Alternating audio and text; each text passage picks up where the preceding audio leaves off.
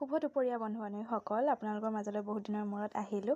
এয়া ঘৰতে বনোৱা এটা পেক সকলো মহিলাৰ বাবে। প্ৰথমে অলপ হালধি ভাজি ল'লোঁ, তাৰপাছত অলপ ঘৰুৱা দৈ আৰু তাৰপাছত এটা মই নেমু ল'লোঁ। নেমুটো অৱশ্যে এফাল ল'লেই হ'ব, গোটেইটো নেমু ল'ব নালাগে। তাৰপাছত গোটেইখিনি দৈ আৰু নেমু তাৰপাছত হালধি সেইখিনি এটা বাতিতে এটা পেক কৰি ল'ব। তাৰপাছত ধুনীয়াকৈ মুখত লগাবচোন। মুখত লগাই আপুনি আধা ঘণ্টামান থাকিব। তাৰপিছত যেতিয়া শুকাই যাব তেতিয়া ধুই দিব। এয়া চাওকচোন, মই ঘৰতে লগাইছোঁ, যিহেতু আজি ছানডে' হয় সেইবাবে অলপ টাইম পাইছোঁ। নিজৰ বাবে অলপ নিজকে ধুনীয়া কৰিবলৈ নহয় বাৰু, ফেচটো ধুনীয়াকৈ ৰাখিবলৈ লগালোঁ। তাৰপাছত ধুই দিয়াৰ পিছত চাওকচোন, ইমান ধুনীয়াকৈ মুখখন উজ্জ্বল দিছে। আজিলৈ ইমানেই। আপোনালোকেও পাৰিলে লগাবচোন, ঘৰত ট্ৰাই কৰি চাব।